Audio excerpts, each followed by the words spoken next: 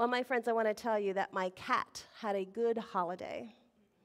Now, yes, he did. He loved seeing his people, especially my daughters who were visiting, and he loved the smell and eventual taste of the brisket that was roasted in the oven for an entire day.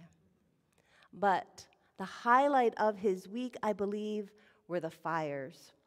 Now, while the cold temperatures put a damper on some of our outdoor plans, it gave us a good excuse to keep the roaring fire going in the living room throughout the day. And each day, for hours upon hours, there sat Zeus, my cat, all but a foot from the burning logs, just staring at them. He would take the occasional nap, but mostly he was just there, mesmerized. Like Zeus, I'm sure the magic of fire captures many of our attentions, right? How many people have that experience where you just want to stare at a fire? A fire's warmth and light are captivating, but I think it is more than that. I think there's something primal in all of us that senses our connection to fire. In the fire of passion, we were forged. In the metabolic fires of warmth of the womb, we grew.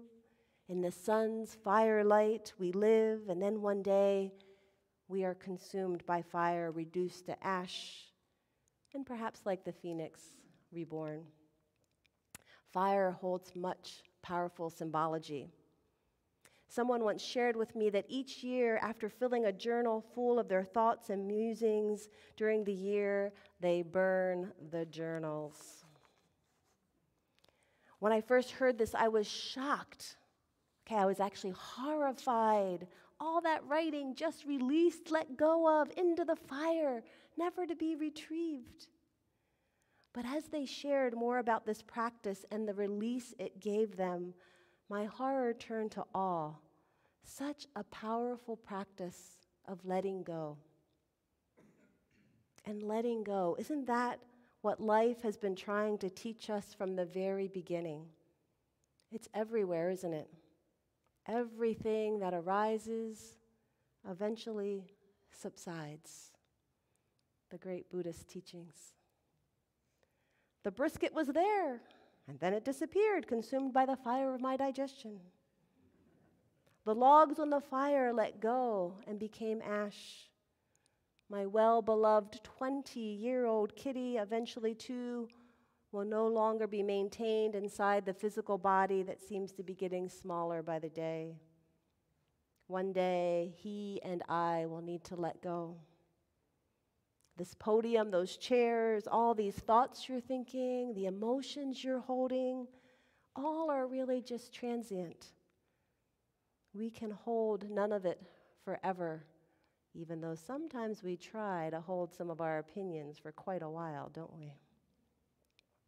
Buddhist teacher Pema Chodron reminds us, she says, only to the extent that we expose ourselves over and over to annihilation can that which is indestructible be found in us. That's a strong word, right? Annihilation. It's a scary word, but what a truthful word, right? Pema continues, things falling apart is a kind of testing and also a kind of healing. We think that the point is to pass the test or to overcome the problem, but the truth is that things don't really get solved. They come together and they fall apart. They come together again and fall apart again. It's just like that. The healing comes from letting there be room for all of this to happen. Room for grief, for relief, for misery, for joy. That was all Pema's words. Now, I read these kinds of spiritual teachings often, and yet despite this repeated lesson from the wise ones, and really from life itself, there's still much I resist letting go of. Anybody else? Has anybody ever had that experience? Just once. Not more, right? Just once. Now, of course, none of us willingly release our loved ones, and the weight of their passing can be too much to think of in terms of rising and falling apart. But there are those things, often they're states of mind that serve us little over time, the projections we hold, desires, struggles, where no love would be lost if we could just let them go. Oh, I apologize. I was going to share something from my journal, which is in my office, so we get to vote. Should I run to my office and get it? Can you entertain your... Could we have a little, like, running to the office music?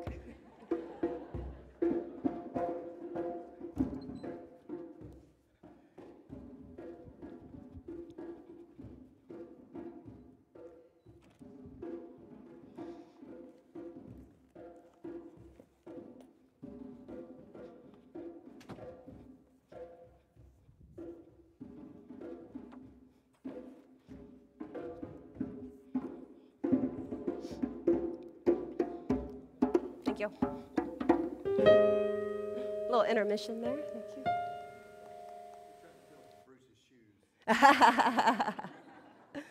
you. Yes, and the whole choir, fill the whole choir's shoes. Yes. I wrote this the other day before I wrote the piece I just read to you, but it was about this letting go. So I'm just going to share this with you. I didn't write this with the intention to read it, so there we go.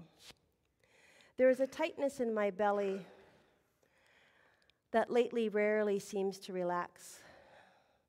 It's the home of some ancient anxiety.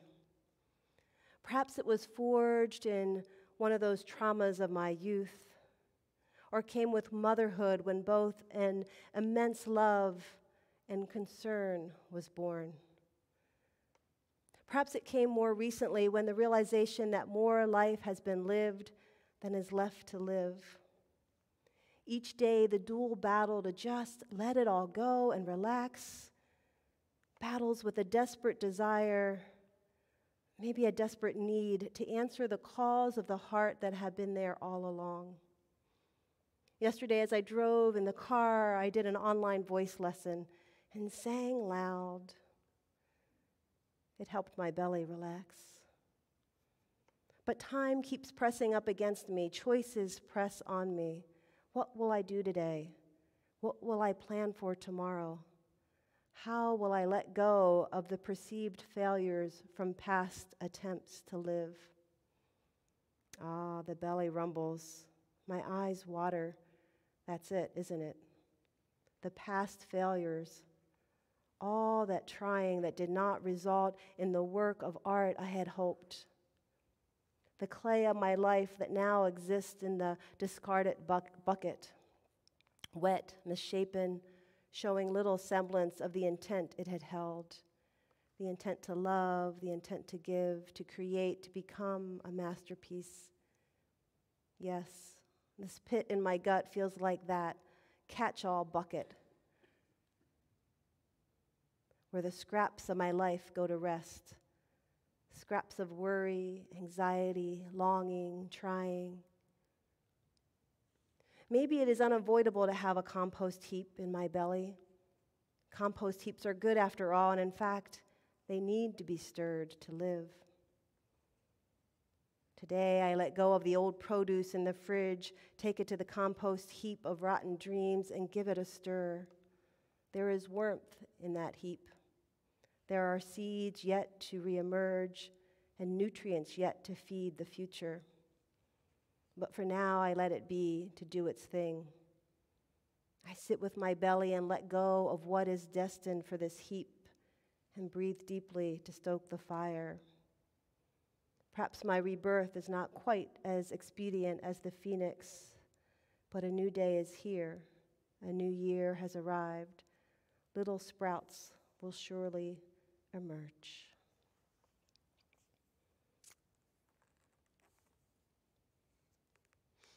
And so today, we're going to hold space for our compost, for that which has had a hold on us, but whose time has come. So I ask you, what is it for you? Right? What needs to be let go of? And where do you hold it in your body? Where in your body do you feel that holding? Letting go can be hard work. It can feel like grief at times, and at times it can feel glorious. And all forms of, letting go are welcome here today. So in a moment, Michael and Ed or some peoples are going to pass out the little pieces of paper that you saw me burn and some pencils. We'll play some music, and you're going to have about 3 minutes. So I'm going to invite you to just take that time and write whatever you want on this paper. The paper's for you. You're not going to be asked to share it or say anything about it. This is just for you. Feel free to use your hymnals as a writing desk. If you need one and you don't have one, let me know.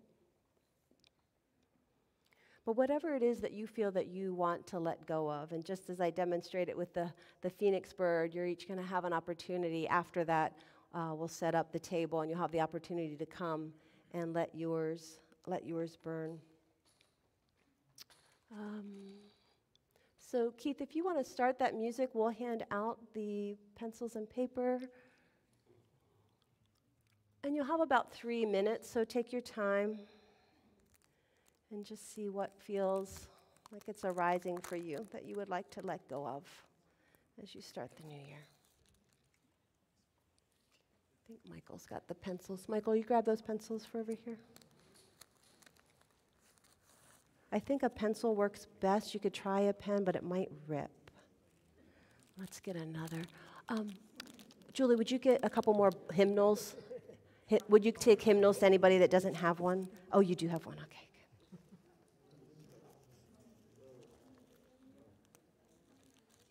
Do we have some writing music, Keith?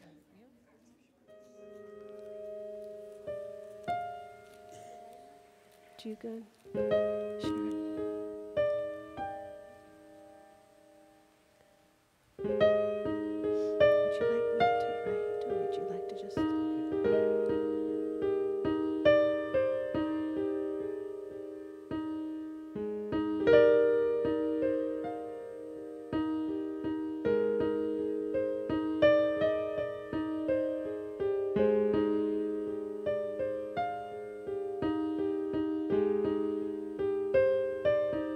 Didn't get paper or something to write on, just raise your hand and Ed will come around with that.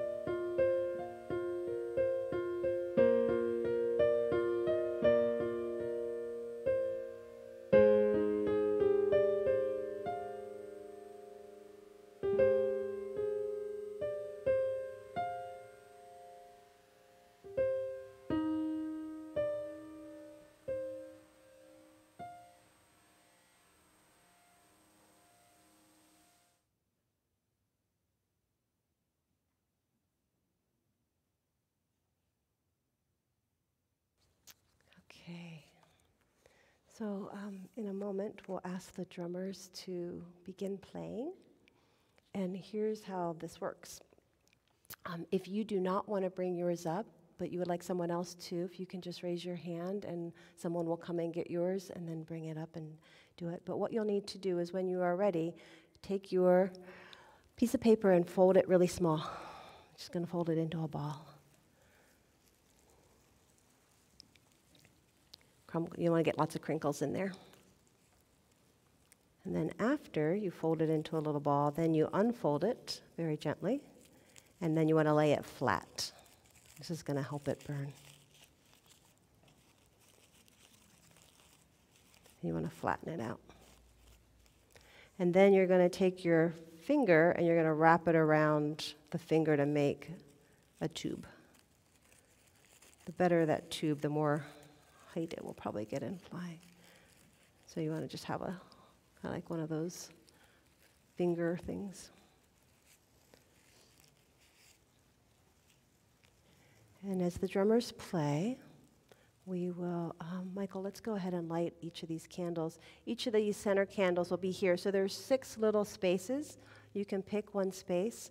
This is Alex's, so I'm going to invite Alex to come, and we will set his ablaze first. And then after that, you are each invited to come when you're ready to watch yours go. Depending on whether how upright it is, if it's pretty upright, it will go up into the air. Feel free to catch it, or others of us will be here to help catch, and then we'll put all the ash in here. Okay? These are flameless in that they will not burn things, so don't worry, we will not be burning down the sanctuary. All right, so drummers, I'll ask you for a nice little... And Alex, we'll start with you.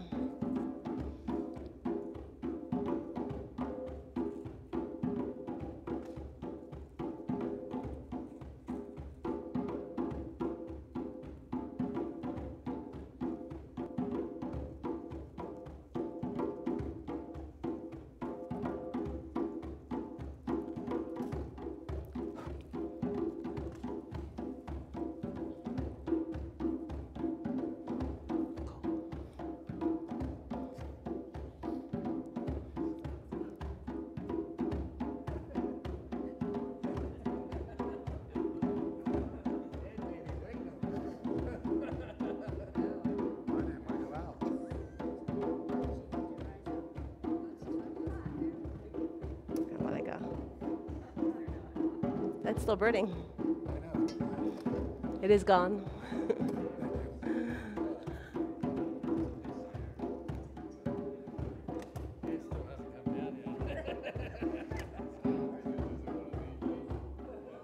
You can also try burning them. That's good, Michael. You can also try just sitting them on the table itself without being in the jar.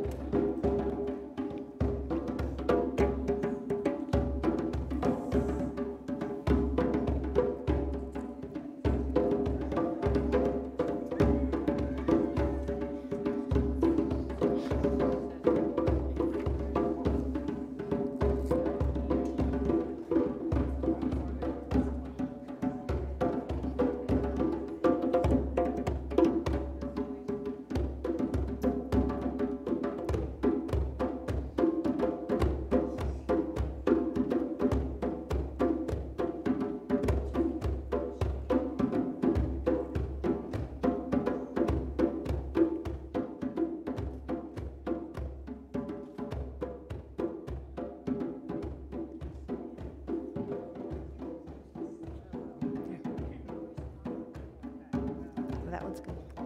There we go.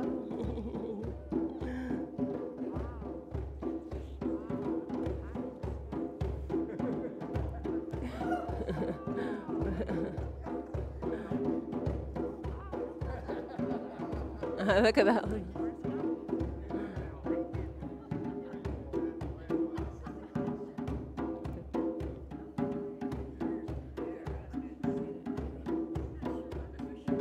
That one's gonna go.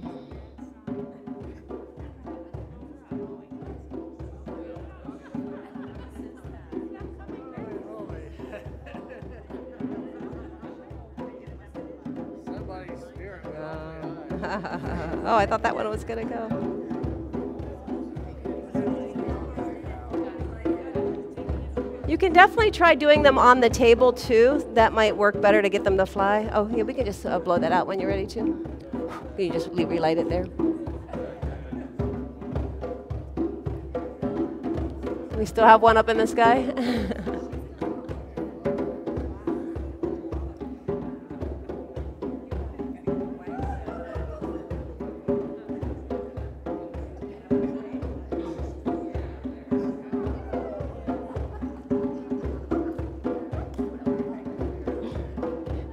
Finally came down, Peggy.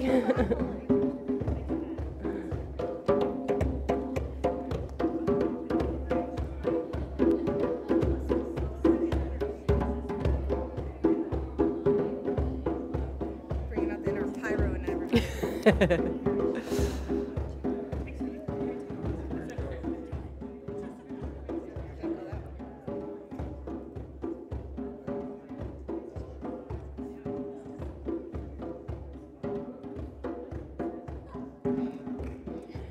You might have to put it in here to take it to the thing because it will fall all apart.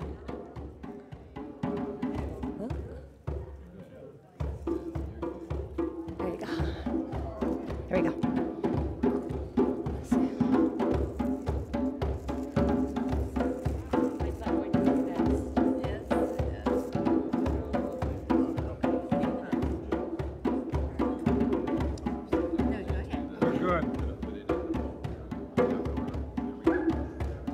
I think this one's gonna go.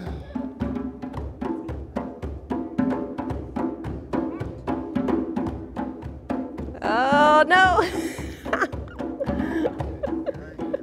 I thought it was gonna come there. Do you know sign?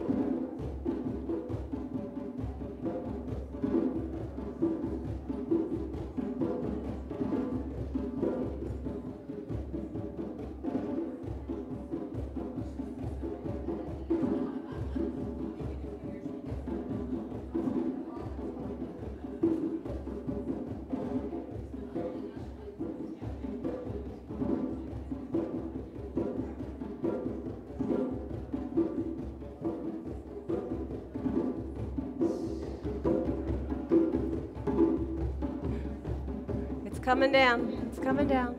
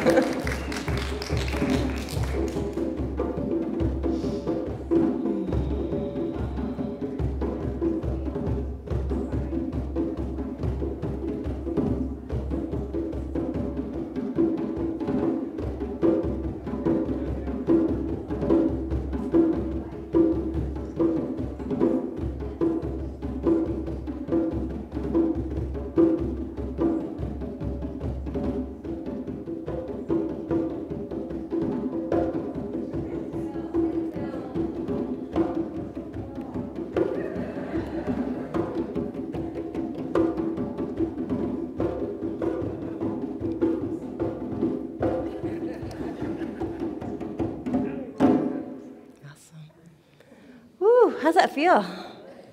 Letting go. Let go of the ways you thought life would unfold. The holding of plans or dreams or expectations.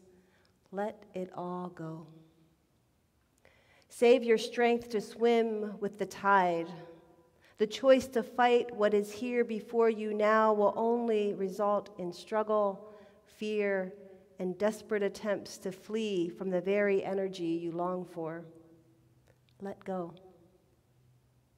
Let it all go and flow with the grace that washes through your days, whether you received it gently or with all your quills raised to defend against invaders. Take this on faith. The mind may never find the explanations that it seeks, but you will move forward nonetheless. Let go, and the wave's crest will carry you to unknown shores beyond your wildest dreams or destinations. Let it all go and find the place of rest and peace and certain transformation. That was from Danna Faulds again. And a blessing for you. May what you have released here be forever gone from your spirit and cease to trouble you. May you be relieved and renewed, ever mindful that love is always more powerful than fear, and that compassion is the key to freedom.